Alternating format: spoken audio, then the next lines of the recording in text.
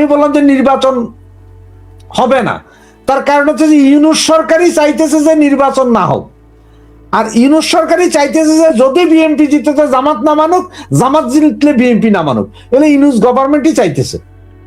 সুতরাং এখানে তো হবেই। আর এরা যেটা চাইতেছে আসলে মূলত এরা চাচ্ছে যে বিএনপি, এক্সাম্পল আমি একদম একুরেট বলতে চাই, বিএনপি 130 আসন পাবে, জামাত ধরেন 120 আসন পাবে, সিট ডিফারেন্স 10 আসন, বাকিদেরকে মিলাইয়া টুকটাক 10টা 5টা 7টা 3টা করে এমন ভাবে দিবে যাতে একক সরকার কেউ গঠন করতে না পারে, মানে ঝুলানো সরকার। তখন এই সরকারটাকে এক কাজ করেন, কেউ তো একক না, কেউ কারোর সাথে বসতেছে না, তো আপনারা এক কাম করেন, আসেন একটা জাতীয় সরকার গঠন করি। হ্যাঁ, জাতীয় সরকার গঠন করলে ভাই প্রধানমন্ত্রী কি হবে, আরে ভাই ওই চিন্তা নাই। আরে ভাই স্বরাষ্ট্রমন্ত্রী কি হবে, আরে ভাই ওই চিন্তা নাই। তো ঠিক আছে দেন করেন। ওই যে আপনারা এই মুহূর্তে কেউ প্রধানমন্ত্রী কেউ হবেন না, রাষ্ট্রপতি আমি ডাক্তার ইউনূস, প্রধানমন্ত্রী হবে আপনার আসিফ নজরুল, এইভাবে কইরা উপপ্রধানমন্ত্রী আছে তারেক সাহেব, আর উপরাষ্ট্রপতি হয়ে যাবেন এই সাদা শকুন কি জানি নাম, জামাতের আমির ইনি। এইভাবে করে আমরা চলে 2-3 বছর দেশ চালাই।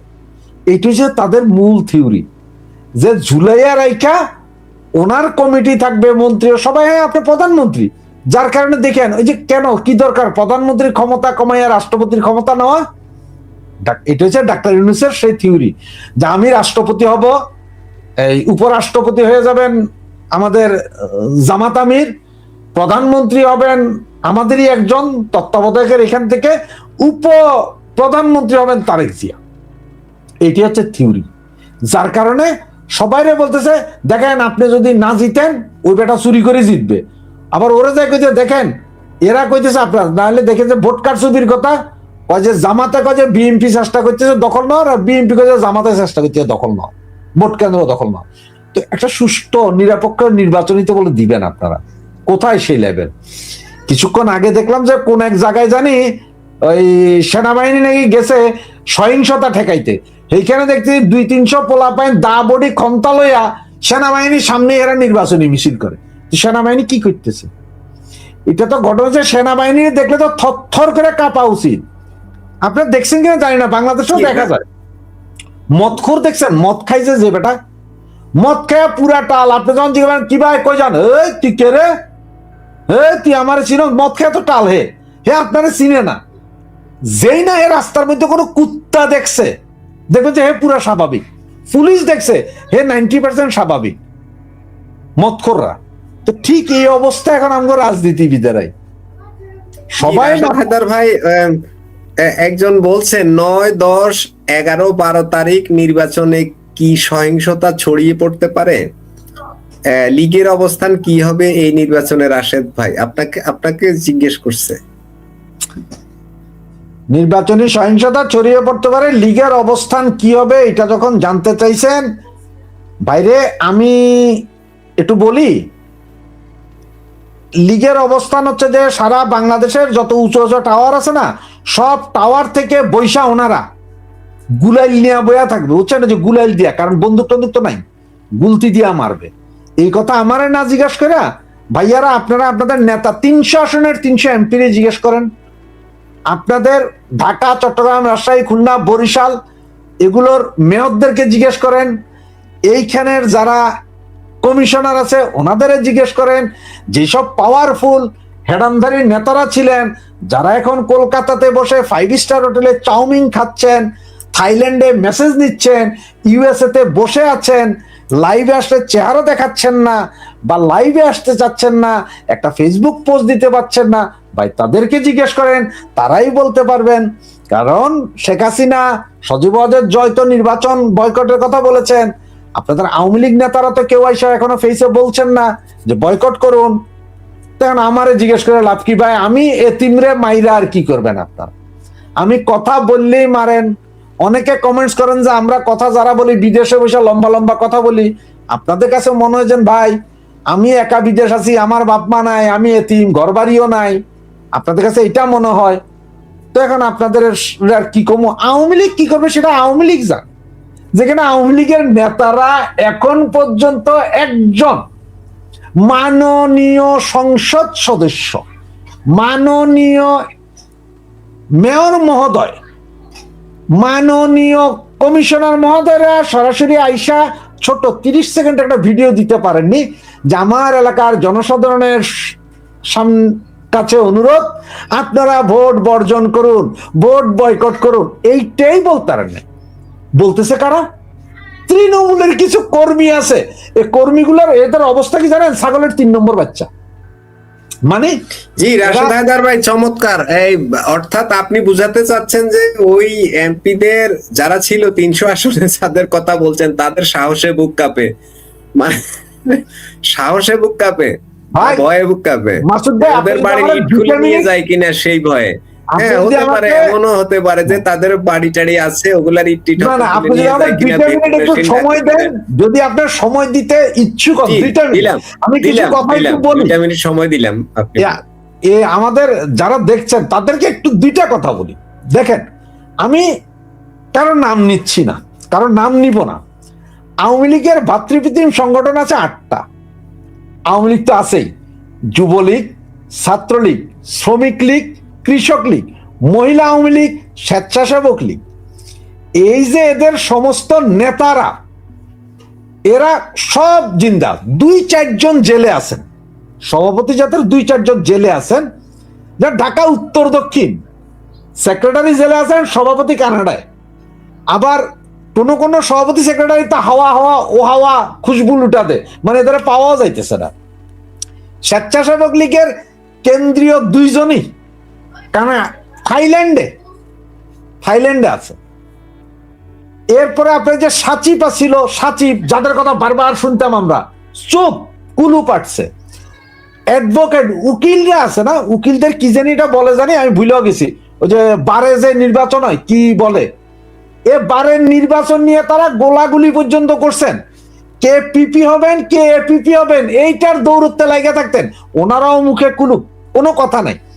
এখন কোন নেতারে ধরলে কাজে, ভাই আমার তো বাসা বাড়ি আছে, ভাঙচুর করবে, ব্যবসা।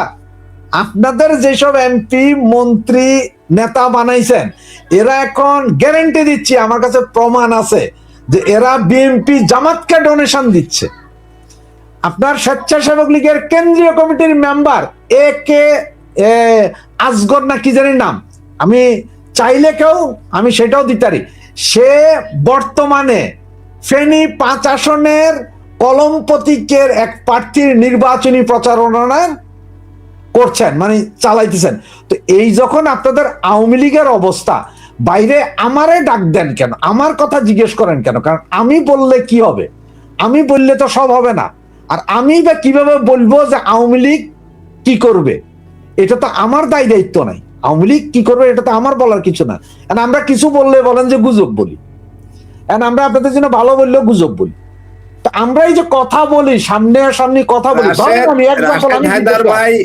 রাশেদ হায়দার ভাই একজন একটা কমেন্ট করেছেন, তিনি বলছেন বাংলাদেশের বর্তমান অবস্থা, আন্দোলন বন্ধের জন্য আরেকটা আন্দোলন করতে হবে, মানে আন্দোলন করে আন্দোলন বন্ধ করতে হবে বাংলাদেশে। খুব চমৎকার আইডিয়া না?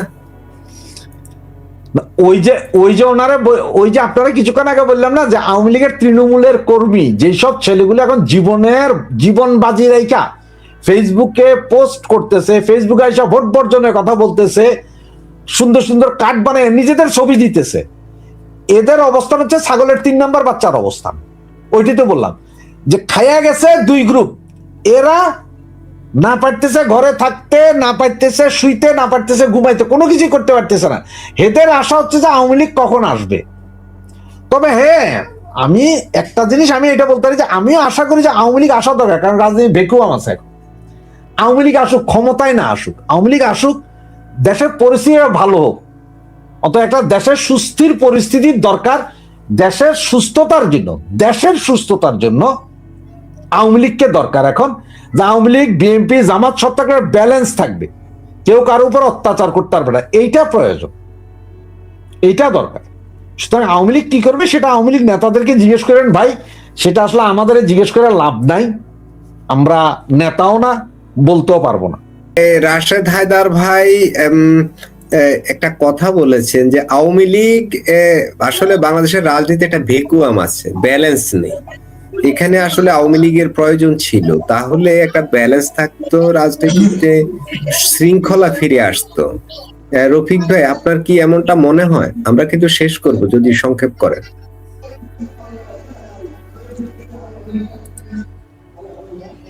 আওয়ামী লীগ থাকলে ব্যালেন্স আসবে, তো আওয়ামী লীগ আপনার ব্যালেন্সের কথা আশা করার দরকার নেই। ব্যালেন্স এখন কি খারাপ? মানে পলিটিক্যাল যে ভেকুয়ামটা আছে, সেটা অন্তত ফিল আপ হবে, তাহলে শৃঙ্খলা ফিরে আসবে।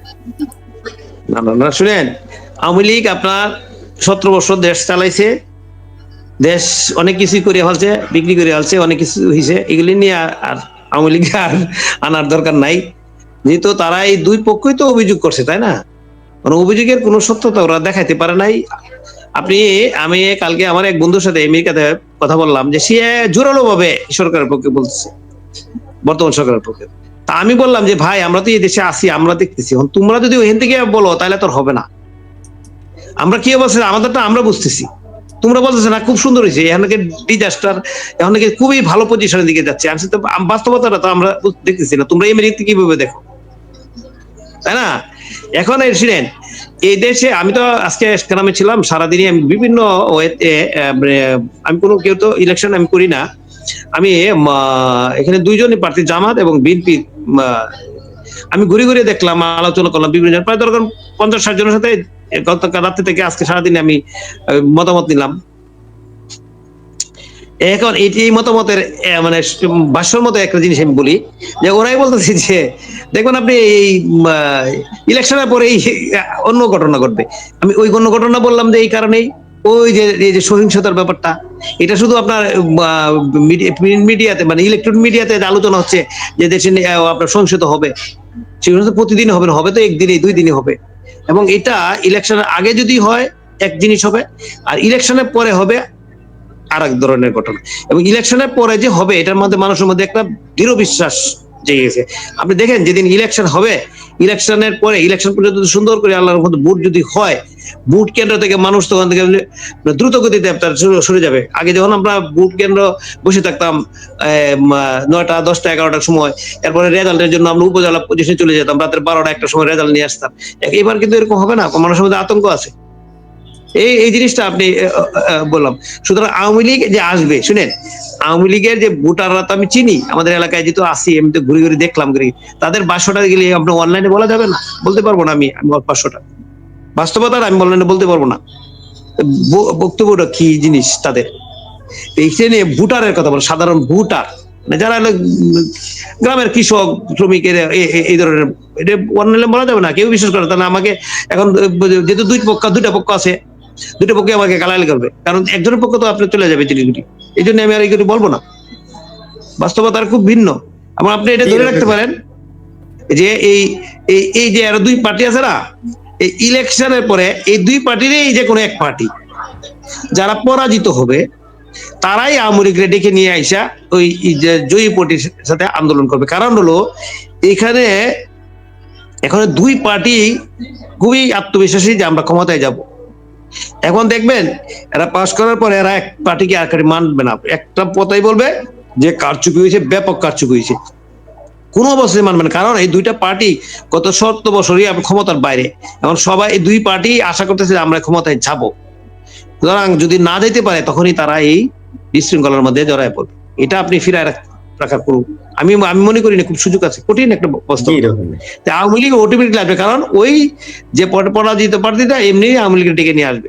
ইভেন এখনই আমি বলতেছি, আমি জিনিসটা এরকম হবে আমি আশাই করি নাই। এই যে আওয়ামী লীগের নিয়ে যে শুনতেছি এতদিন, আওয়ামী লীগের ভোট নিয়ে সবাই কারাগারি।